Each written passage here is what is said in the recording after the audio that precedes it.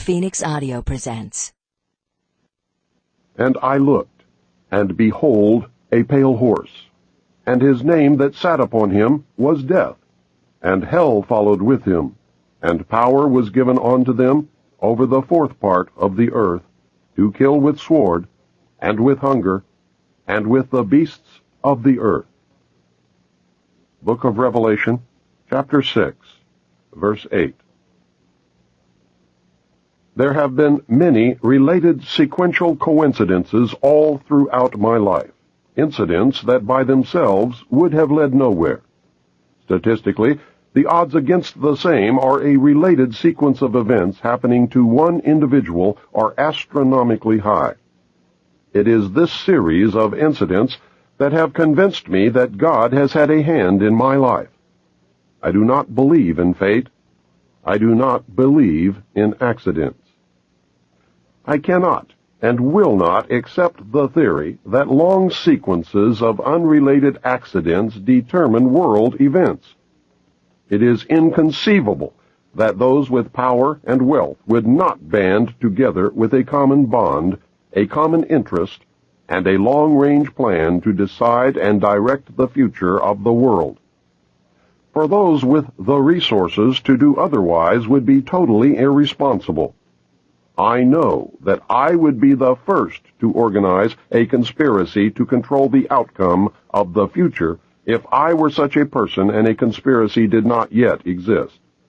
I would do it in an attempt to ensure the survival of the principles in which I believe, the survival of my family, my survival, and the survival of the human race, if for no other reason.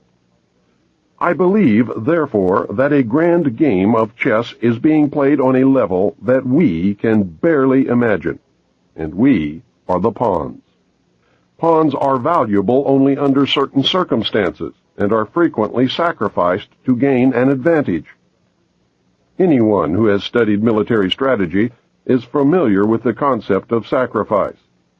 Those who have seriously studied history have probably discovered the real reason we go to war on a regularly scheduled basis.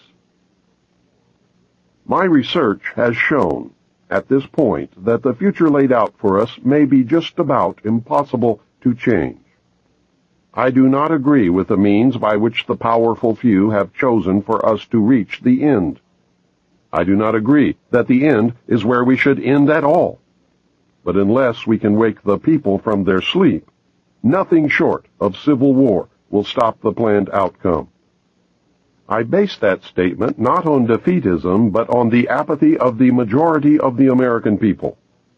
25 years ago, I would have believed otherwise, but 25 years ago, I was also sound asleep. We have been taught lies. Reality is not at all what we perceive it to be. We cannot survive any longer by hanging on to the falsehoods of the past. Reality must be discerned at all costs if we are to be a part of the future. Truth must prevail in all instances, no matter who it hurts or helps, if we are to continue to live upon this earth. At this point, what we want may no longer matter. It is what we must do to ensure our survival that counts. The old way is in the certain process of destruction, and a new world order is beating down the door.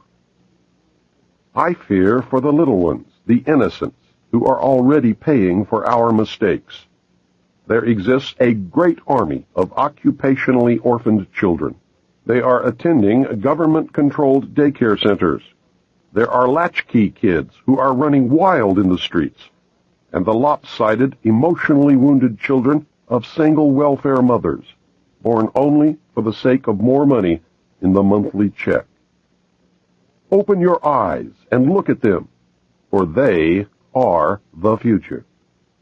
In them I see the sure and certain destruction of this once proud nation.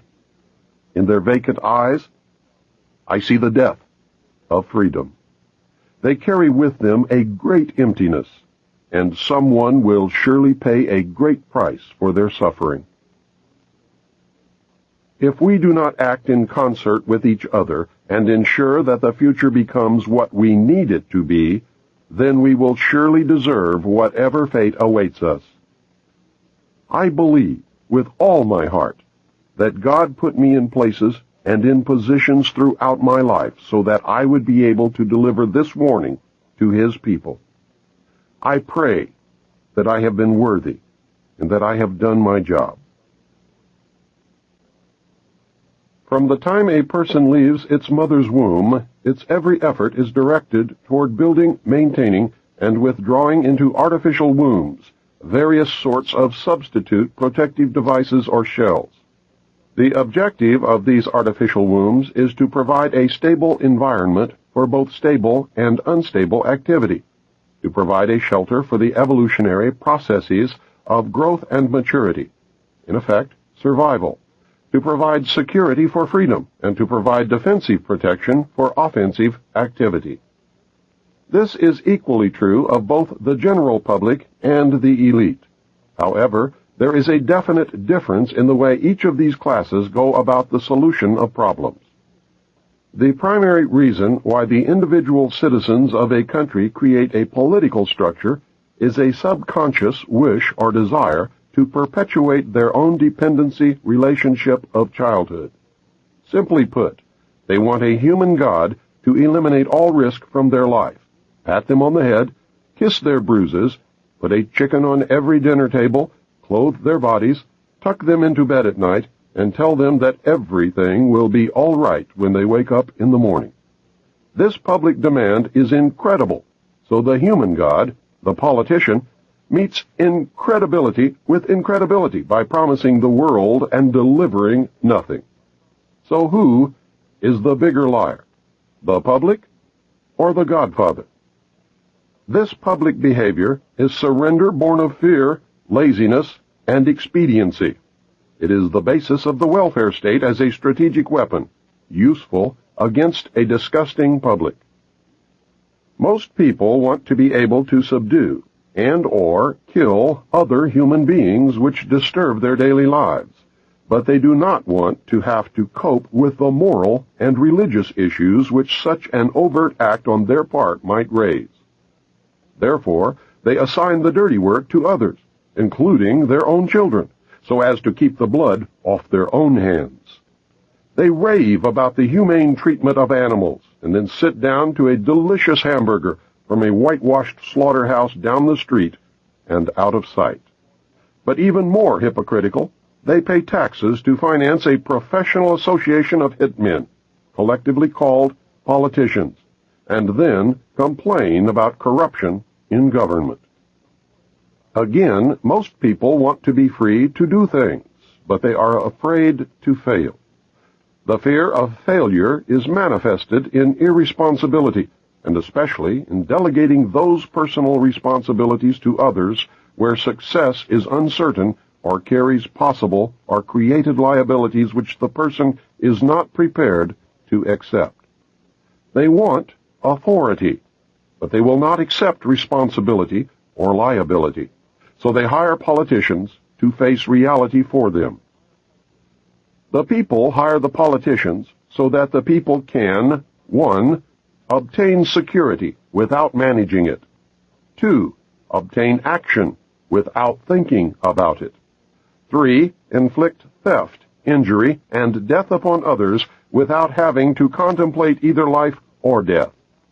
4, avoid responsibility for their own intentions. 5, obtain the benefits of reality and science without exerting themselves in the discipline of facing or learning either of these things. They give the politicians the power to create and manage a war machine to, 1, provide for the survival of the nation womb. 2, prevent encroachment of anything upon the nation womb. 3, destroy the enemy who threatens the nation womb. 4, destroy those citizens of their own country who do not conform for the sake of stability of the nation womb. Politicians hold many quasi-military jobs, the lowest being the police, which are soldiers, the attorneys, and the CPAs next, who are spies and saboteurs. and the judges who shout the orders and run the closed Union military shop for whatever the market will bear. The generals are industrialists.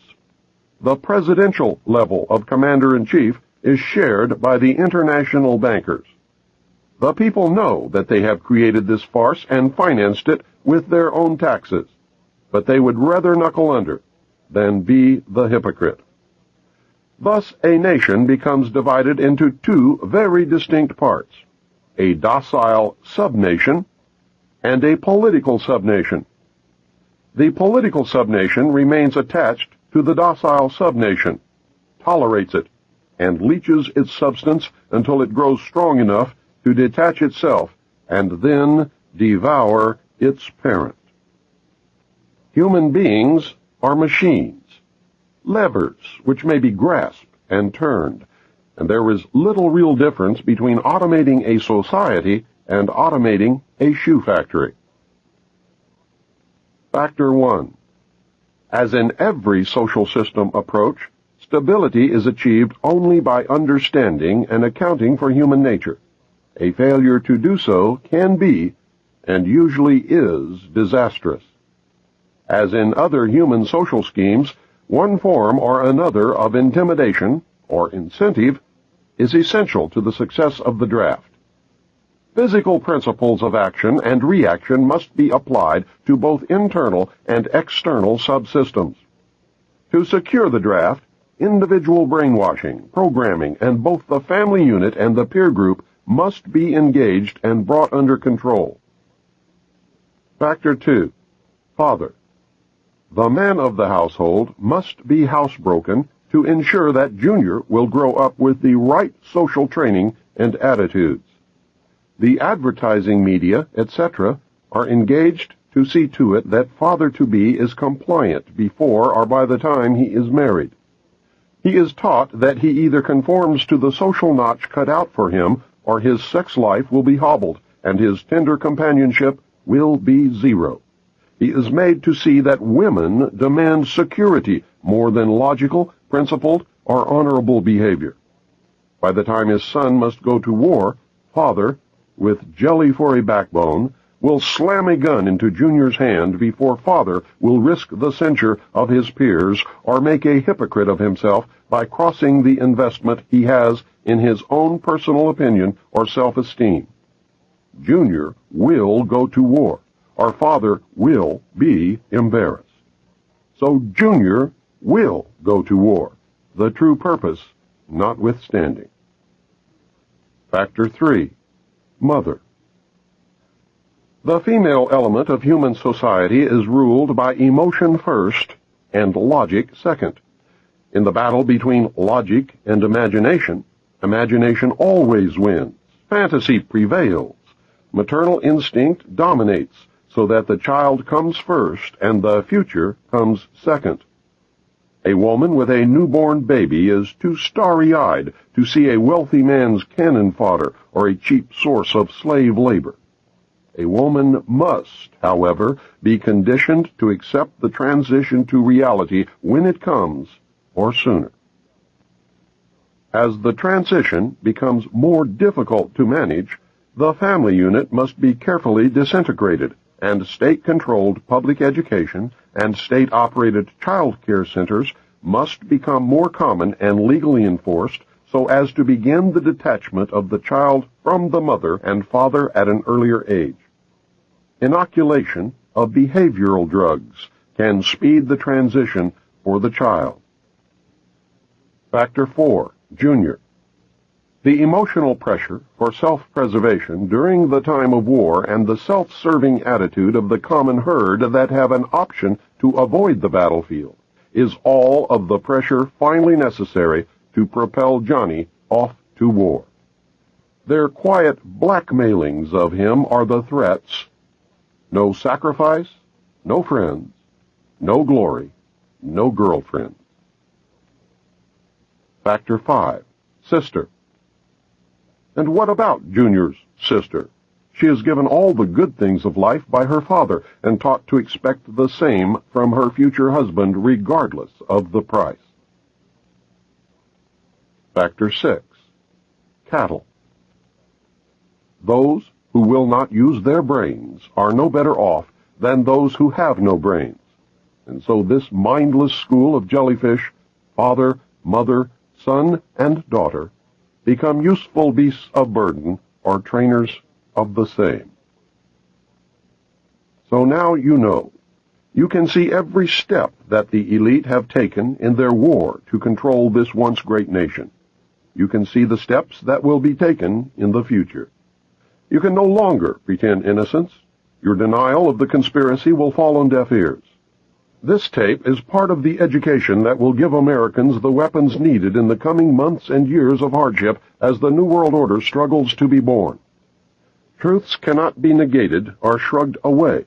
The message is this: you must accept that you have been cattle, and the ultimate consequence of being cattle, which is slavery, or you must prepare to fight, and if necessary die to preserve your God-given right to freedom. History is replete with whispers of secret societies, accounts of elders or priests who guarded the forbidden knowledge of ancient peoples, prominent men meeting in secret who directed the course of civilization are recorded in the writings of all people. The oldest is the Brotherhood of the Snake, also called the Brotherhood of the Dragon, and it still exists under many different names. The Brotherhood of the Snake is devoted to guarding the secrets of the ages and to the recognition of Lucifer as the one and only true God. If you do not believe in God, Lucifer, or Satan, you must understand that there are great masses of people who do. I do not believe in racism, but millions do, and their beliefs and actions based upon those beliefs will affect me. It is clear that religion has always played a significant role in the course of these organizations. Communication with a higher source, often divine, is a familiar claim in all but a few. The secrets of these groups are thought to be so profound that only a chosen, well-educated few are able to understand and use them. These men use their special knowledge for the benefit of all mankind. At least, that is what they claim. But how are we to know, since their knowledge and actions have been secret? Fortunately, some of it has become public knowledge. Secret societies mirror many facets of ordinary life. There is always an exclusivity of membership, with the resultant importance attached to being or becoming a member. This is found in all human endeavors, even those which are not secret, such as football teams or country clubs. This exclusivity of membership is actually one of the secret society's most powerful weapons. There is the use of signs, passwords, and other tools. These have always performed valuable functions in man's organizations everywhere. The stated reason, almost always different from the real reason for the society's existence, is important. It can be anything, but is usually fraternal and is found in all pressure groups wherever people congregate. The most potent tool of any secret society is the ritual and myth surrounding initiation. These special binding ceremonies have very deep meaning for the participants. Initiation performs several functions which make up the heart and soul of any true secret society. Like boot camp, the initiation into the armed forces, important aspects of human thought that are universally compelling are merged to train and maintain the efforts of a group of people to operate in a certain direction. Initiation bonds the members together in mysticism. Neophytes gain knowledge of a secret, giving them special status. The ancient meaning of neophyte is planted anew or reborn. A higher initiation is, in reality, a promotion inspiring loyalty and the desire to move up to the next rung. The goals of the society are reinforced, causing the initiated to act toward those goals in everyday life. That brings about a change in the political and social action of the member. The change is always in the best interest of the goals of the leaders of the secret society. The leaders are called adepts. This can best be illustrated by the soldier trained to follow orders without thinking. The result is often the wounding or death of the soldier for the realization of the commander's goal, which may or may not be good for the overall community. Initiation is a means of rewarding ambitious men who can be trusted. You will notice that the higher the degree of initiation, the fewer the members who possess the degree. This is not because the other members are not ambitious, but because a process of very careful selection is being conducted. A point is reached where no effort is good enough without a pull up by the higher members. Most members never proceed beyond this point and never learn the real, secret purpose of the group. The frozen member from that point on serves only as a part of the political power base, as indeed he has always done. You may have guessed by now that initiation is a way to determine who can and cannot be trusted. A method of deciding exactly who is to become an adept may be decided during initiation by asking the candidate to spit upon the Christian cross. If the candidate refuses, the members congratulate him and tell him, "You have made the right choice, as a true adept would never do such a terrible thing." The newly initiated might find it disconcerting, however, that he or she never advances any higher. If instead the candidate spits upon the cross, he or she has demonstrated a knowledge of one of the mysteries and soon will find him or herself a candidate for the next higher level. The mystery is that religion is but a tool to control the masses. Knowledge or wisdom is their only God, through which man himself will become God. Man's desire to be one of the elect is something that no power on earth has been able to lessen, let alone destroy. It is one of the secrets of secret societies. It is what gives them a political base and lots of clout. Members often vote the same and give each other preference in daily business, legal, and social activities. It is the deepest desire of many to be able to say, "I belong to the elect." The first secret that one must know to even begin to understand the mysteries is that their members believe that there are but few truly mature minds in the world. They believe that those minds belong exclusively to them.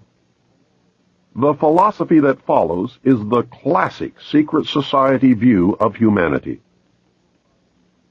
When a person of strong intellect is confronted with a problem which calls for the use of reasoning faculties, they keep their poise and attempt to reach a solution by garnering facts bearing upon the question. On the other hand, those who are immature when confronted by the same problem are overwhelmed. While the former may be said to be qualified to solve the mystery of their own destiny, the latter must be led like a bunch of animals and taught in the simplest language. Like sheep, they are totally dependent upon the shepherd. The able intellect is taught the mysteries and the esoteric spiritual truths. The masses are taught the literal, exoteric interpretations. While the masses worship the five senses, the select few observe, recognizing in the gulf between them the symbolic concretions of great abstract truths. The elect are given knowledge of the mysteries and are illumined, and are thus known as the Illuminati, or the illuminated ones, the guardians of the secrets of the ages. Three early secret societies that can be directly connected to a modern descendant are the cults of Roshaniya, Mithras, and their counterpart, the Builders. They have many things in common with the Freemasons of today, as well as with many other branches of the Illuminati. For instance, common to the Brotherhood are the symbolic rebirth into a new life without going through the portal of death during initiation, reference to the lion, and the grip of the lion's paw in the Master Mason's degree. The 3 degrees, which is the same as the ancient Masonic rites before the many other degrees were added, the ladder of 7 rungs, men only, and the all-seeing eye. Of special interest is the powerful society in Afghanistan in ancient times called the Roshaniya, Illuminated Ones. There are actually references to this mystical cult going back through history to the House of Wisdom at Cairo. The major tenets of this cult were the abolition of private property, the elimination of religion, the elimination of nation-states, the belief that illumination emanated from the Supreme Being who desired a class of perfect men and women to carry out the organization and direction of the world. Belief in a plan to reshape the social system of the world by first taking control of individual countries one by one, and the belief that after reaching the 4th degree, one could communicate directly with the unknown supervisors who had imparted knowledge to initiates throughout the ages. Wise men will again recognize the Brotherhood. Can you hear the echo of the Nazi Party, the Communist Party, the extreme right and the extreme left? The important fact to remember is that the leaders of both the right and the left are a small hardcore of men who have been and still are Illuminists or members of the Brotherhood. They may have been or may be members of the Christian or Jewish religions, but that is only to further their own ends. They are, and always have been, Luciferian and internationalist. They give allegiance to no particular nation, although they have used, on occasion, nationalism to further their causes. Their only concern is to gain greater economic and political power. The ultimate objective of the leaders of both groups is identical. They are determined to win for themselves undisputed control of the wealth, natural resources, and manpower of the entire planet. They intend to turn the world into their conception of a Luciferian totalitarian socialist state. In the process, they will eliminate all Christians, Jews, and atheists. You have just learned one, but only one, of the great mysteries. I hope to show that most modern secret societies, and especially those that practice degrees of initiation, and that is the key, are really one society with one purpose. You may call them whatever you wish: the Order of the Quest, the Jason Society, the Roshaniya, the Kabbalah, the Knights Templar, the Knights of Malta, the Knights of Columbus, the Jesuits, the Masons, the ancient and mystical order of Rosicruci, the Illuminati, the Nazi Party, the Communist Party, the executive members of the Council on Foreign Relations, the Group, the Brotherhood of the Dragon, the Rosicrucians, the Royal Institute of International Affairs, the Trilateral Commission, the Bilderberg Group, the Open Friendly Secret Society of the Vatican, the Russell Trust, the Skull and Bones, the Scroll and Key. In June 1975, Senator John Tunney, Democrat from California, chairman of the Subcommittee on Constitutional Rights, charged that Mount Weather held dossiers on at least 100,000 Americans.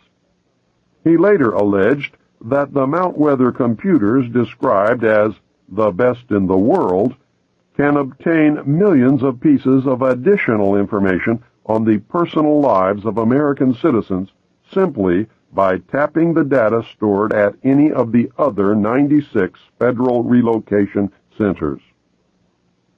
I know from my stint with the Office of Naval Intelligence that these dossiers consist of information collected about American patriots, men and women who are most likely to resist the destruction of our Constitution and the formation of the totalitarian police state under the New World Order. The Patriot Data Bank is constantly updated so that when the appointed hour arrives, all patriots can be rounded up with little, if any, effort. The plan calls for this to be accomplished in the dead of night on a national holiday. The most likely holiday is Thanksgiving, when everyone, no matter the religion, race, or creed, will be at home. The targets will be ripe for the picking after a heavy meal, maybe some alcoholic beverages, and during a deep sleep. There is a traitor in the Patriot movement who provides the secret government with accurate names and addresses of patriots who will fight to protect and defend the Constitution. My recommendation is that no patriot should ever be at home or in the home of any family member on any holiday ever again until the traitors have been hung and the Constitution restored as the supreme law of the land. Some sources state that Mount Weather is virtually an underground city, complete with dormitories, private apartments, streets, sidewalks, cafeterias, hospitals, water purification systems, power plant, office buildings, a lake fed by fresh water from underground springs, a mass transit system, and many other astounding things.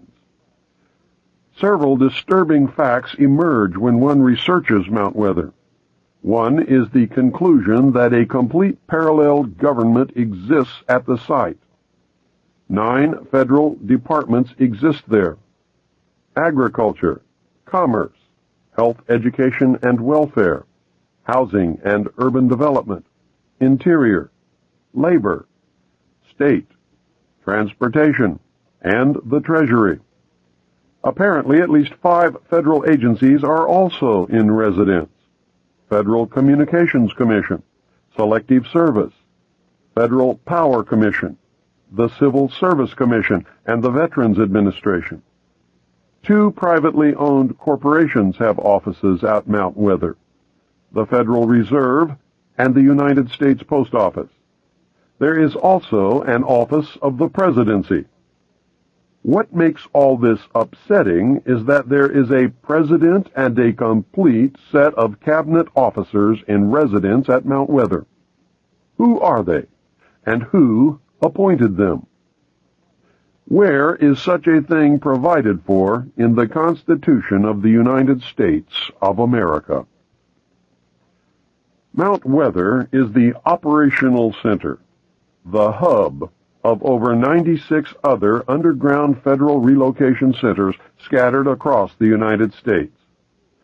The majority of these appear to be concentrated in Pennsylvania, Virginia, West Virginia, Maryland, and North Carolina. Each of these facilities contains computer databanks holding information, not on enemy agents, Soviet diplomats, or suspected terrorists, but on American citizens, patriots. A list of other files kept at the facilities was furnished to the Subcommittee on Constitutional Rights in 1975. The list included military installations, government facilities, communications, transportation, energy and power, agriculture, manufacturing, wholesale and retail services, manpower, financial, medical and educational institutions, sanitary facilities, population, housing, shelter, and stockpiles. The committee concluded that these databases operate with few, if any, safeguards or guidelines. Senator James Borzek, Democrat from South Dakota, a member of the subcommittee, said, "I feel the entire operation has eluded the supervision of either Congress or the courts." Chairman Tunney said, "Mount Weather is out of control."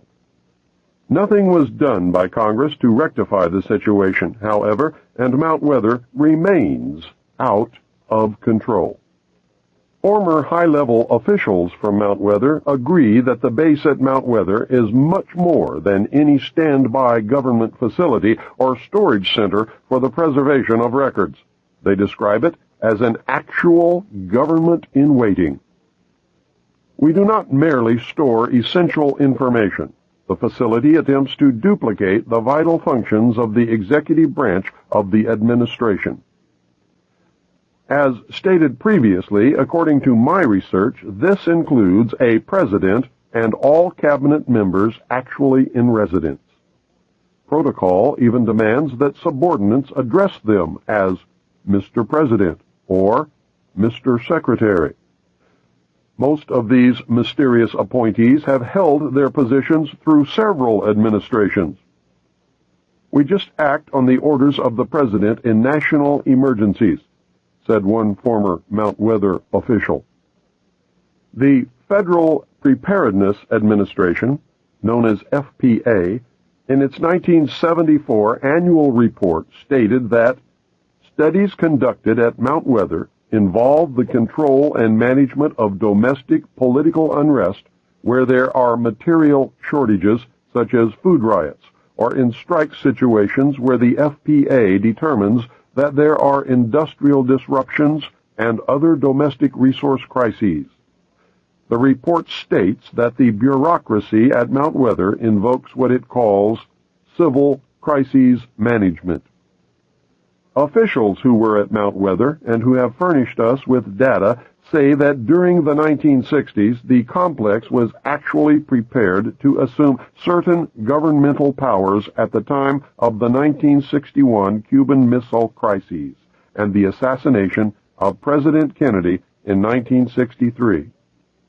The source said that the installation used the tools of its Civil Crises Management program on a standby basis during the 1967 and 1968 urban riots and during a number of national anti-war demonstrations against the administration by the American people.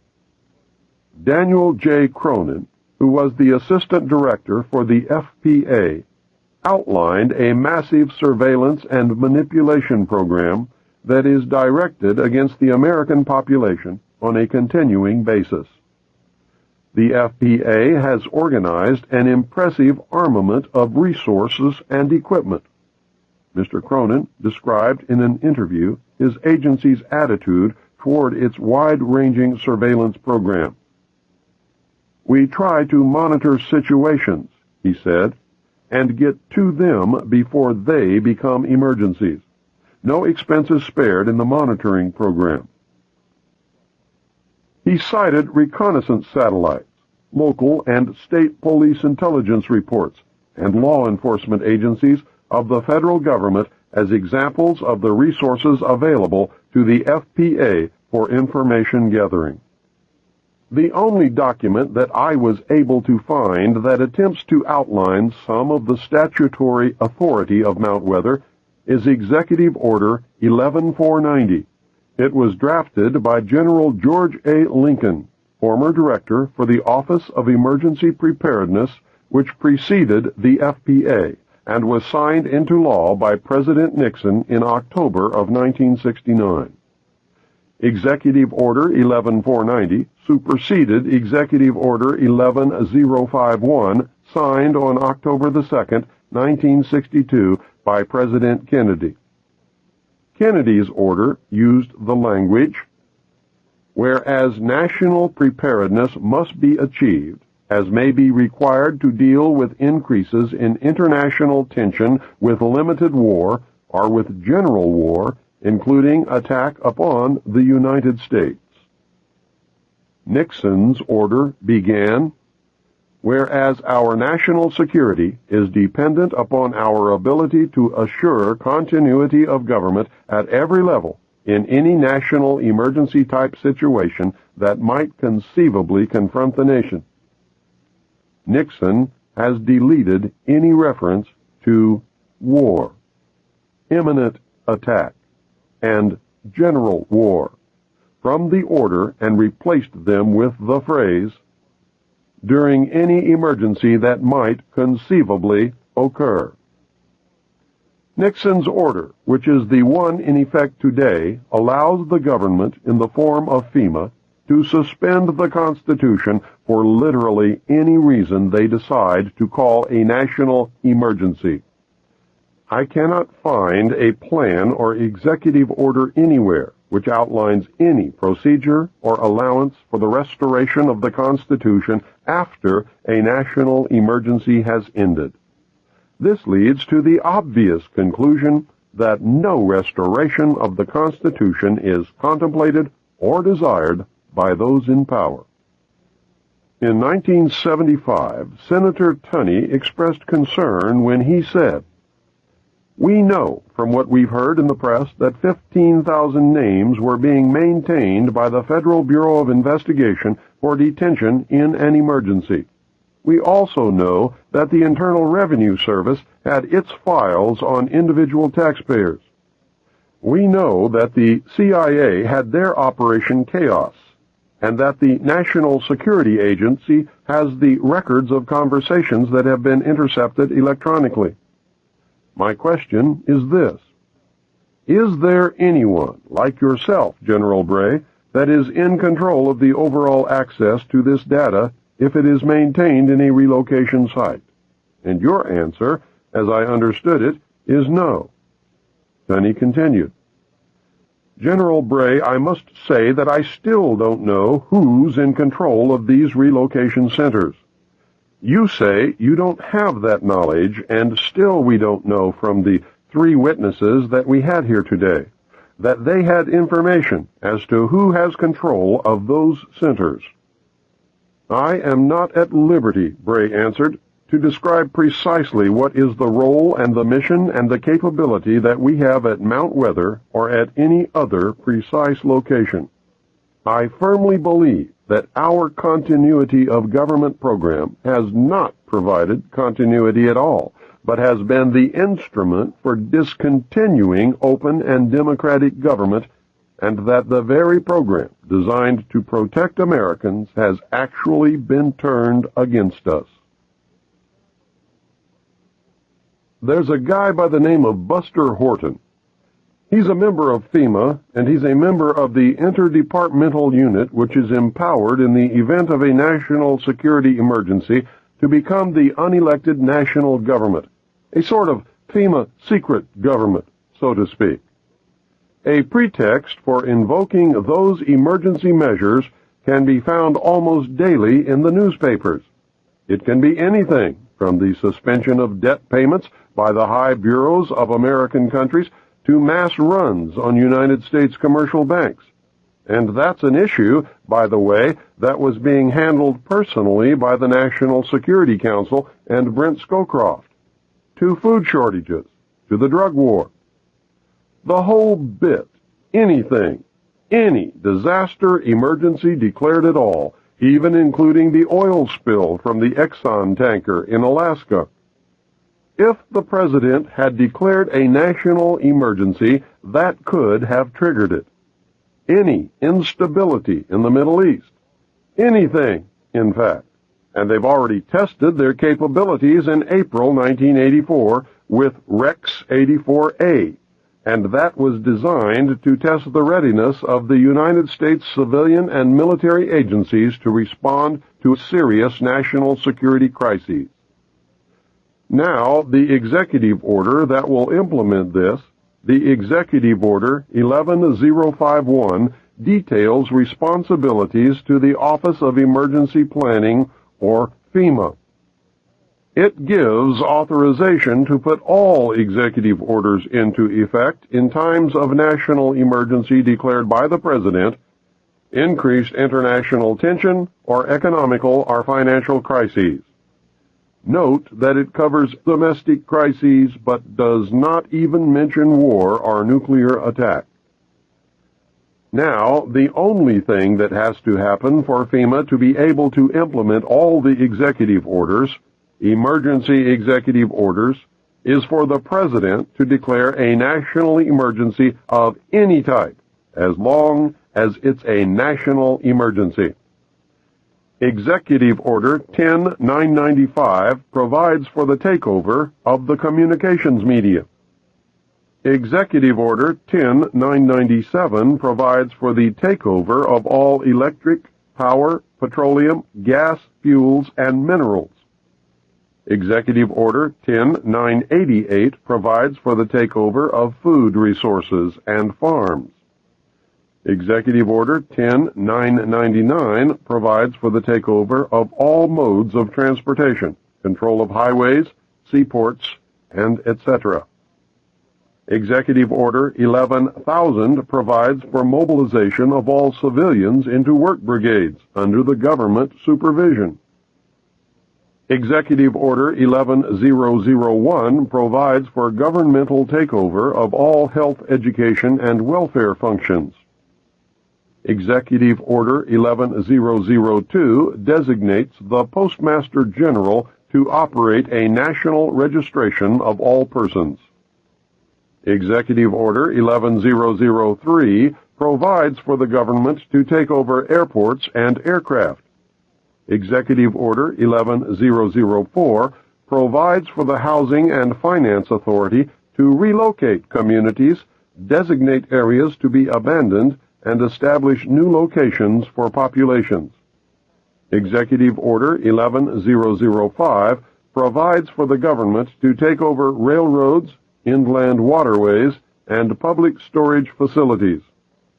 Now, all of these were combined under Nixon into one huge executive order which allows all of this to take place if the President declares a national emergency, and it can be implemented by the head of FEMA, not by the President. The President has already given him that power under these executive orders. All of these were combined into Executive Order 11490, and that was signed by President Carter on July 20th, 1979, and is, in fact, law. Now, remember what North said during the Iran-Contra hearing. He said that they were prepared to suspend the Constitution of the United States, and he said if it hadn't been for their getting caught, that this would have happened. And all that did was delay it. This is what is still going to happen. President Bush issued a new executive order delegating to the director of FEMA powers which were vested in the President by the Disaster Relief and Emergency Assistance Act of 1988. And although the order was described by the White House as simply a technical matter, in reality, the revision delegated to the FEMA director direct responsibility for a large number of items which were earlier only the President's prerogative, and that includes responsibility for general federal assistance, federal emergency assistance, hazard mitigation, individual and family grant programs, and the power to direct other federal agencies to assist in an emergency. And that's the key. All other federal agencies will come under FEMA. Of course, the President retains the power to actually declare an emergency, but as soon as he does that, the implementation of the measures utilized will be transferred directly to the Director of FEMA. Professor Samuel P. Huntington drafted for Jimmy Carter Presidential Memorandum 32, which led to the creation of FEMA in 1979. He wrote the seminal piece for the Trilateral Commission in the mid-1970s, recommending that democracy and economic development be discarded as outdated ideas. He wrote as co-author of the book Crises in Democracy. We have come to recognize that there are potential desirable limits to economic growth. There are also potentially desirable limits to the indefinite extension of political democracy. A government which lacks authority will have little ability short of cataclysmic crises to impose on its people the sacrifices which may be necessary. All of Huntington's ideas were rewritten into National Security Decision Directive 1947, and that was enacted by President Reagan on July 22, 1982. It identified important areas to be upgraded, such as the nation's industrial base to maintain the national defense, but it nonetheless, and this is very important, laid the groundwork for the secret government's options to institute a police state, and its title is Emergency Mobilization Preparedness. It ordered preparedness measures that involved the waiving or modification of socio-economic regulations that delay emergency responses and that should receive priority attention. It also specified that preparedness measures that are or may be impeded by legal constraints be identified in the priority task that lays the groundwork for the suspension of the Constitution. This has nothing to do with the right wing, left wing, or any other damn thing. It has to do with the Illuminati taking over this country and joining in the New World Order. I give lectures all over the United States. At some point before, during, or after every lecture, some well-meaning but misguided soul tells me that I have it all wrong, and that it's the Jews, the Catholics, the communists, or the bankers that are the cause of all our ills. The target group is blamed for everything that has ever gone wrong. Power over everyone and everything is always attributed to this group, whichever group it happens to be at that moment to that person. These poor people are on the right track in that there has been and certainly is a conspiracy to bring about a totalitarian world order. They are completely off track to think that any one ethnic, religious, or financial group alone could ever muster enough power to bring its plan to fruition. One group, you see, would always be opposed by all of the other special interest groups that exist and have always existed throughout history. That is, unless they were all really the same group, the Illuminati, or for some reason they became unified, the Bilderberg Group. The one-group scenario, except for the Illuminati, has been used effectively to divert your attention away from the truth. It has caused you to fight each other in a manipulation that always leads the real conspiracy closer to its ultimate goal, a new world order. Following World War II, something happened that was to have tremendous significance for the future of all mankind. The intellectuals took note of this happening and brought it to the attention of the world power elite. The elite were severely shaken by the predicted repercussions of this event. They were told that by or shortly after the year 2000, the total collapse of civilization as we know it and the possible extinction of the human race could occur. It could occur, that is, if we did not destroy the earth with nuclear weapons before then. They were told that the only things that could stop these predicted events would be severe cutbacks of the human population, the cessation or retardation of technological and economic growth, the elimination of meat in the human diet, strict control of future human reproduction, a total commitment to preserving the environment, colonization of space, and a paradigm shift in the evolutionary consciousness of man. Those in power immediately formed an alliance and set about bringing the recommended changes to fruition through propaganda, mind control, and other manipulations of the masses. The Illuminati's prayers had been answered. What was this event that caused so much consternation and changed forever the future of the world? Millions of soldiers returned from war. The soldiers found lonely, eager women waiting for them. The greatest coupling in the history of the human race occurred.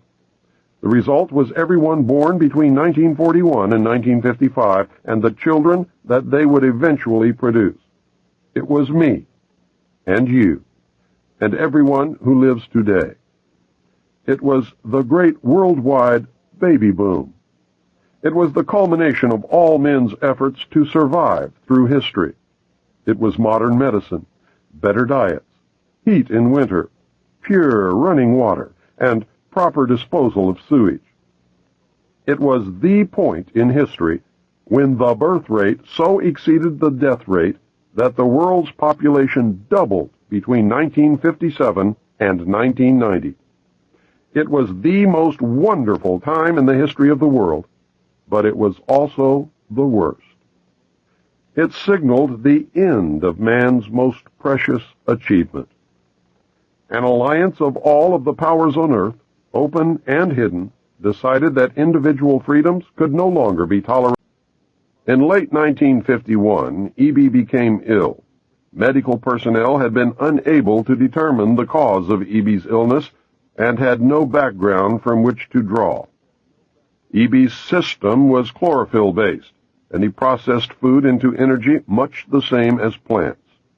Waste material was excreted the same as plants. Several experts were called in to study the illness. These specialists included medical doctors, botanists, and entomologists. A botanist, Dr. Guillermo Mendoza, was brought in to try and help him recover. Dr. Mendoza worked to save E.B. until June 2, 1952, when E.B. died. Dr. Mendoza became the expert on at least this type of alien biology. The movie E.T. is the thinly disguised story of E.B. In a futile attempt to save E.B. and to gain favor with this technologically superior race, the United States began broadcasting a call for help early in 1952 into the vast regions of space. The call went unanswered, but the project, dubbed Sigma, continued as an effort of good faith. President Truman created the super-secret National Security Agency known as the NSA by secret executive order on November 4, 1952. Its primary purpose was to decipher the alien communications, language, and establish a dialogue with the extraterrestrials. This most urgent task was a continuation of the earlier effort. The secondary purpose of the NSA was to monitor all communications and emissions from any and all electronic devices worldwide for the purpose of gathering intelligence, both human and alien, and to contain the secret of the alien presence. Project Sigma was successful. The NSA also maintains communications with the Luna base and other secret space programs. By executive order of the President, the NSA is exempt from all laws which do not specifically name the NSA in the text of the law as being subject to that law. That means that if the agency is not spelled out in the text of any and every law passed by the Congress, it is not subject to that or those laws. The NSA now performs many other duties, and in fact is the premier agency within the intelligence network. Today, the NSA receives approximately 75% of the monies allotted to the intelligence community. The old saying, "Where the money goes, therein the power resides," is true. The Director of Central Intelligence today is a figurehead maintained as a public ruse. The primary task of the NSA is still alien communications, but now includes other extraterrestrial projects as well. President Truman had been keeping our allies, including the Soviet Union, informed of the developing alien problem. This had been done in case the aliens turned out to be a threat to the human race. Plans were formulated to defend the Earth in case of invasion.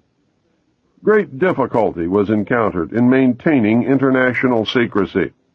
It was decided that an outside group was necessary to coordinate and control international efforts in order to hide the secret from the normal scrutiny of governments by the press. The result was the formation of a secret ruling body which became known as the Bilderberg Group. The group was formed and met for the first time in 1952. They were named after the first publicly known meeting place, the Bilderberg Hotel. That public meeting took place in 1954. They were nicknamed the Bilderbergers. The headquarters of this group is in The Hague. The Bilderbergers evolved into a secret world government that now controls everything. The United Nations was then, and is now, an international joke. Beginning in 1953, a new president occupied the White House. He was a man used to a structured staff organization with a chain of command. His method was to delegate authority and rule by committee. He made major decisions, but only when his advisors were unable to come to a consensus. His normal method was to read through or listen to several alternatives and then approve one. Those who worked closely with him have stated that his favorite comment was, "Just do whatever it takes." He spent a lot of time on the golf course. This was not unusual for a man who had been career Army with the ultimate position of Supreme Allied Commander during a war, a post which had earned him 5 stars. The President was General of the Army Dwight David Eisenhower.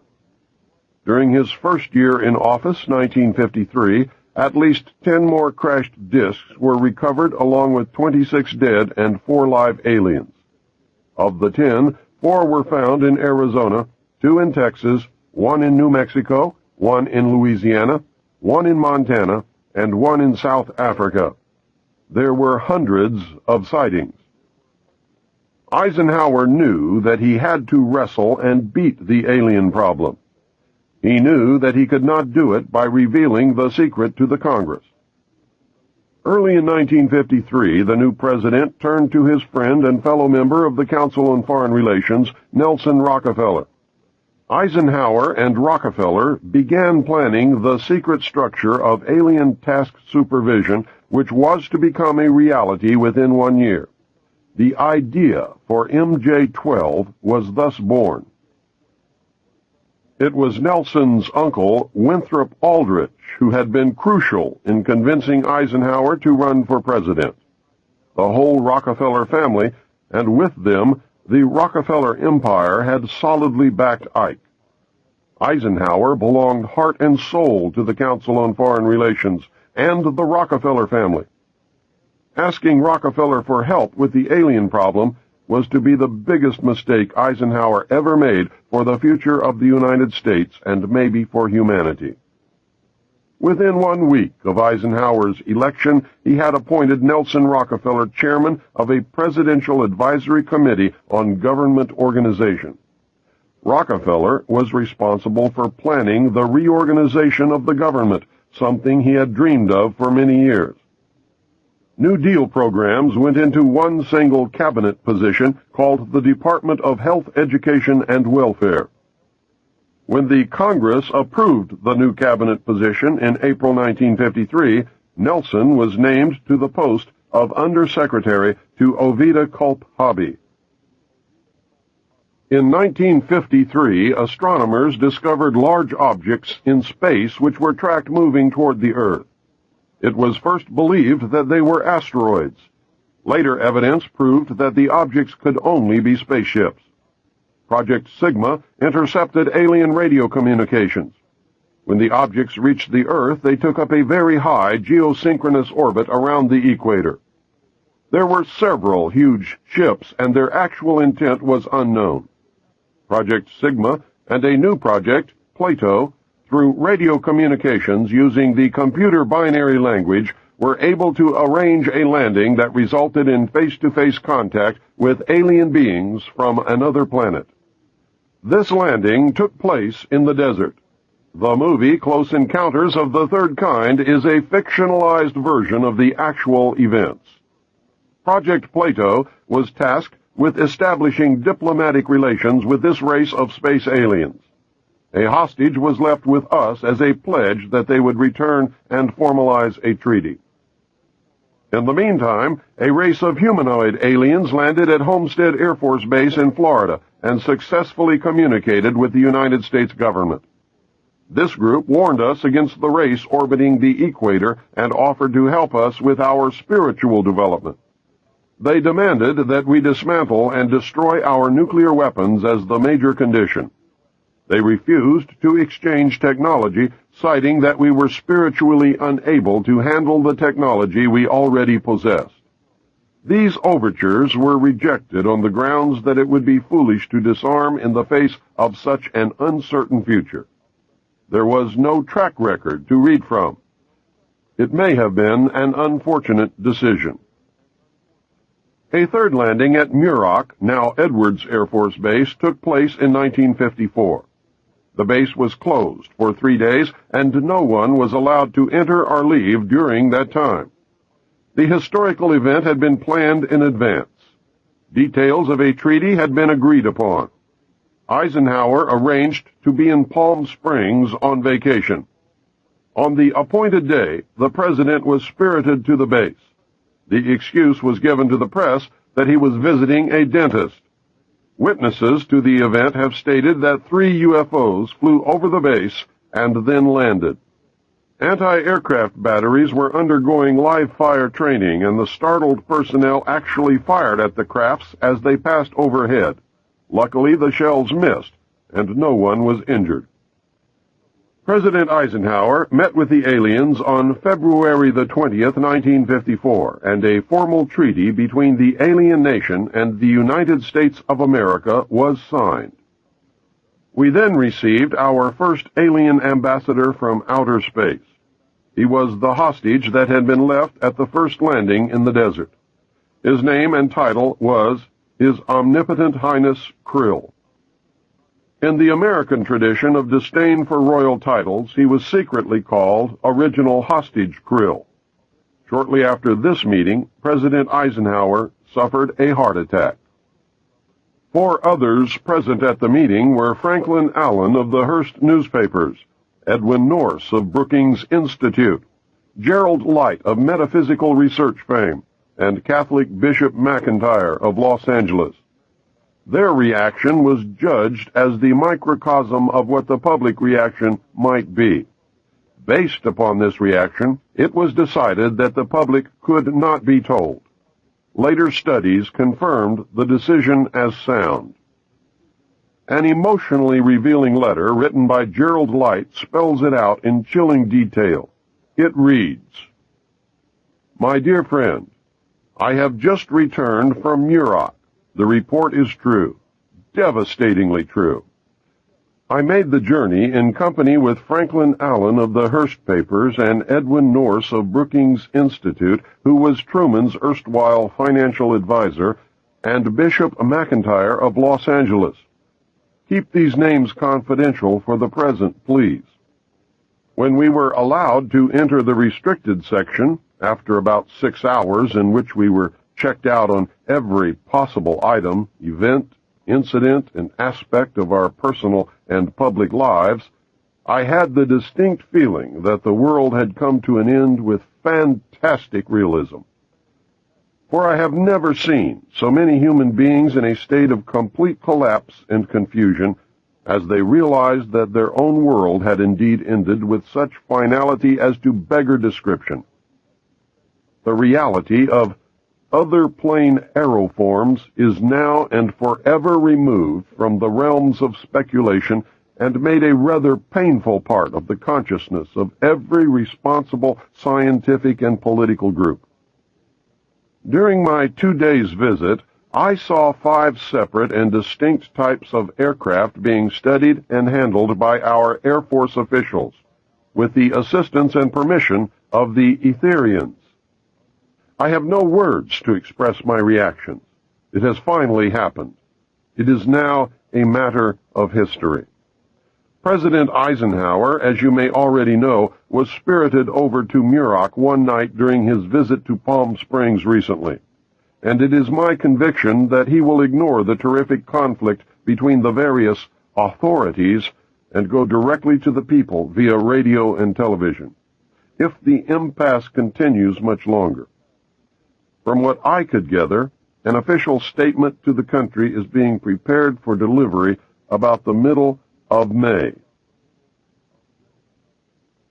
We know that no such announcement was ever made. The Silence Control Group won the day. We also know that 2 more ships, for which we can find no witnesses, either landed sometime after the 3 or were already at the base before the 3 landed. Gerald Light specifically states that 5 ships were present and were undergoing study by the Air Force. His metaphysical experience is evident in that he calls the entities Etherians. Gerald Light capitalized Etherians, calling attention to the fact that these beings might have been viewed as gods by Mr. Light. The alien emblem was known as the trilateral insignia and was displayed on the craft and worn on the alien uniforms. Both of these landings and the second meeting were filmed. These films exist today. The treaty stated that the aliens would not interfere in our affairs and we would not interfere in theirs. We would keep their presence on Earth a secret. They would furnish us with advanced technology and would help us in our technological development. They would not make any treaty with any other Earth nation.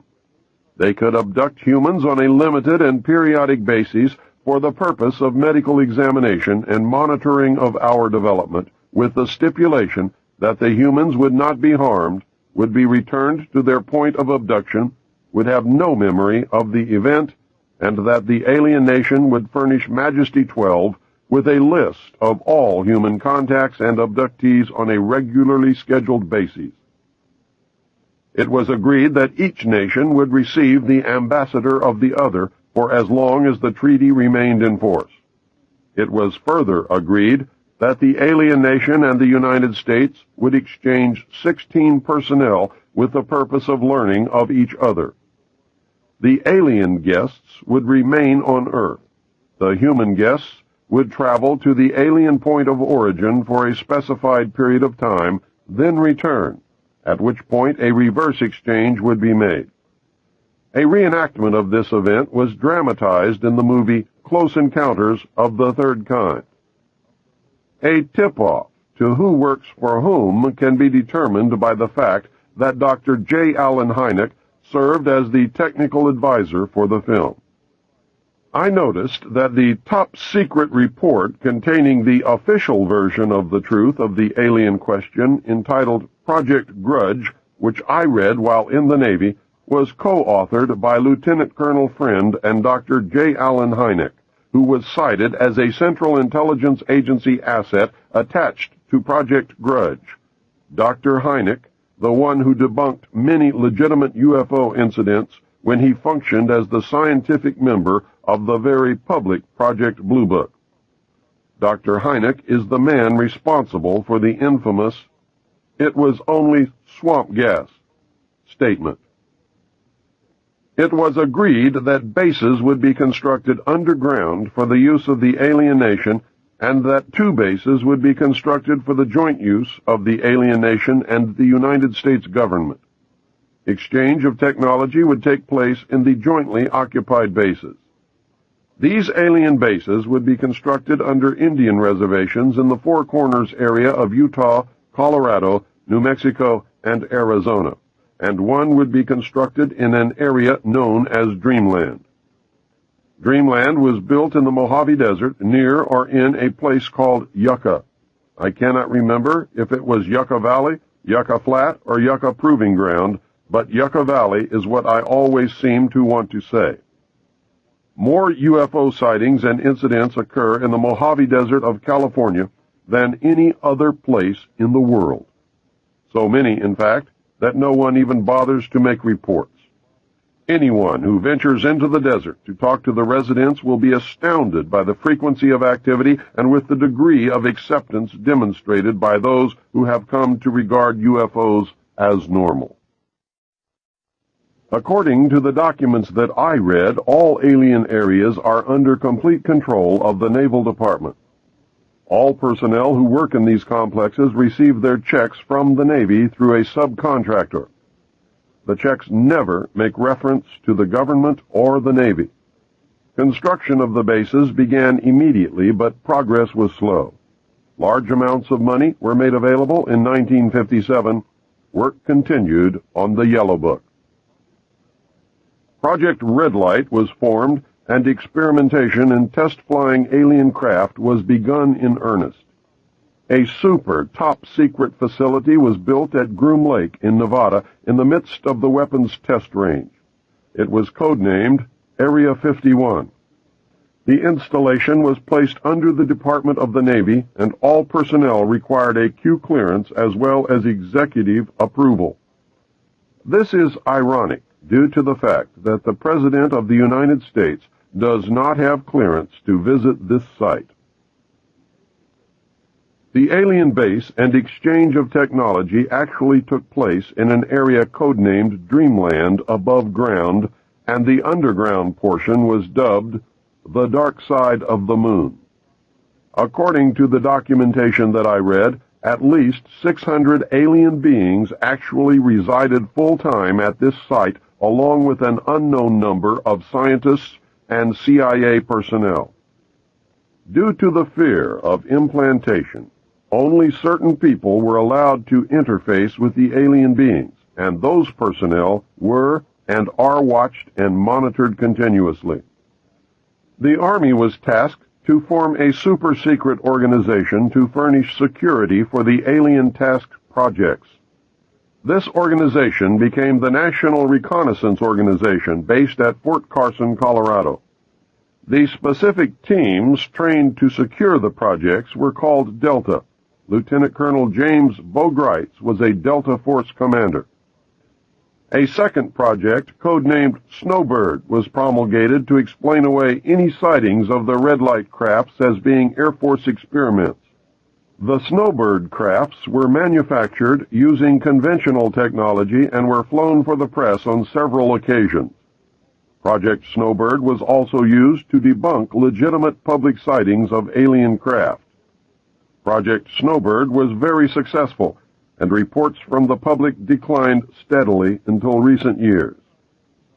A multi-million-dollar secret fund was organized and kept by the military office of the White House. This fund was used to build over 75 deep underground facilities.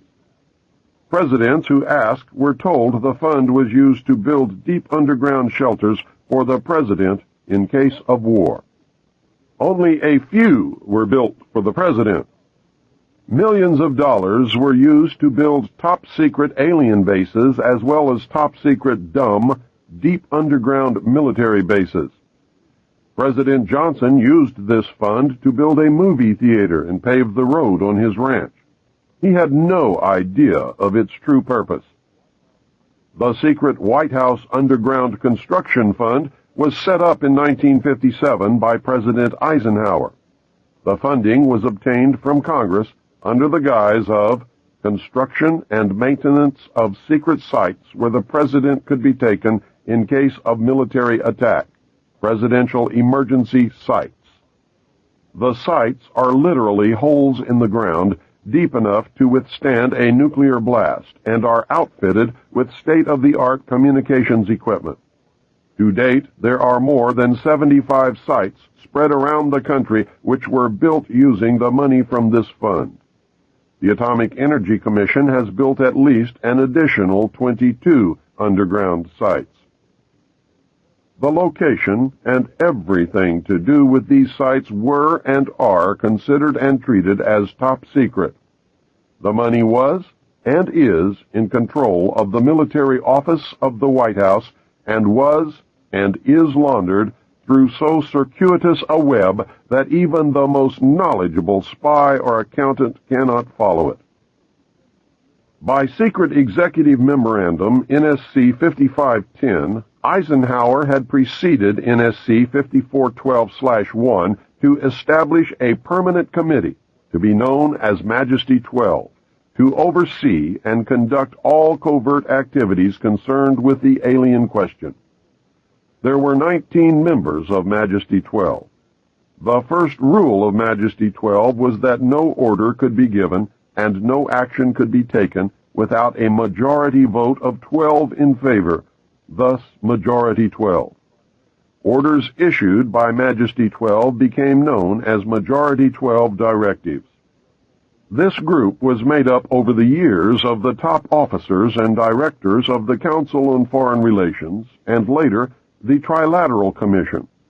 Gordon Dean, George Bush, and Zbigniew Brzezinski were among them. By 1955, it became obvious that the aliens had deceived Eisenhower and had broken the treaty. Mutilated humans were being found, along with mutilated animals across the United States. It was suspected that the aliens were not submitting a complete list of human contacts and abductees to Majesty 12, and it was suspected that not all abductees had been returned. The Soviet Union was suspected of interfacing with them, and this proved to be true. The aliens stated that they had been and were then manipulating masses of people through secret societies, witchcraft, magic, the occult, and religion. You must understand that this claim could also be a manipulation. After several Air Force combat air engagements with alien craft, it also became apparent that our weapons were no match against them. In November 1955, NSC 5412/2 was issued, establishing a study committee to explore all factors which are involved in the making and implementing of foreign policy in the nuclear age. This was only a blanket of snow that covered the real subject of study, the alien question. By secret executive memorandum, NSC 5511 in 1954, President Eisenhower had commissioned the study group to examine all the facts, evidence, lies, and deception, and discover the truth of the alien question. A major finding of the alien study was that the public could not be told. It was believed that this would most certainly lead to economic collapse of the religious structure, and national panic, which could lead into anarchy. Secrecy thus continued. An offshoot of this finding was that if the public could not be told, Congress could not be told. Funding for the projects and research would have to come from outside the government.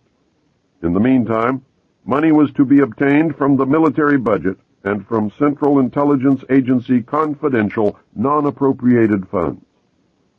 Another major finding was that the aliens were using humans and animals for a source of glandular secretions, enzymes, hormonal secretions, blood plasma, and possibly in genetic experiments. The aliens explained these actions as necessary to their survival. They stated that their genetic structure had deteriorated and that they were no longer able to reproduce.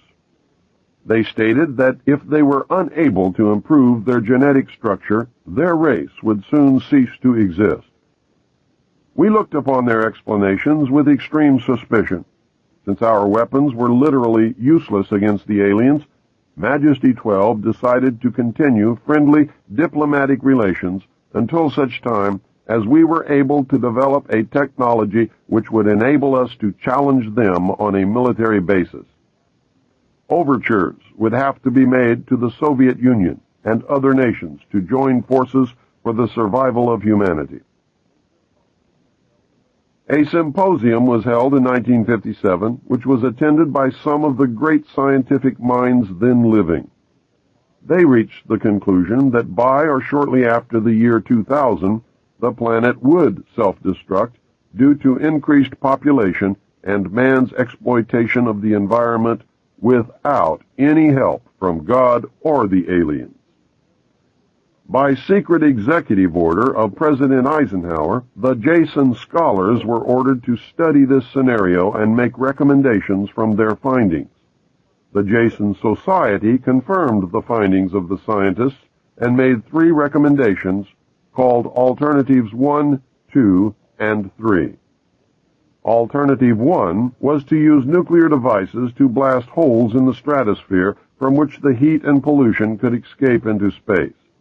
They would then change the human cultures from that of exploitation into cultures of environmental protection.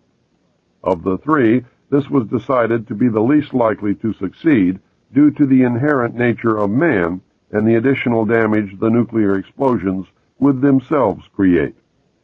The existence of a hole in the ozone layer may indicate that Alternative 1 might have been attempted. This is, however, only conjecture. Alternative 2 was to build a vast network of underground cities and tunnels in which a select representation of all cultures and occupations could survive and carry on the human race. The rest of humanity would be left to fend for themselves on the surface of the planet. We know that these facilities have been built and are ready and waiting for the chosen few to be notified. Alternative 3 was to exploit the alien and conventional technology in order for a select few to leave the Earth and establish colonies in outer space. I am not able to either confirm or deny the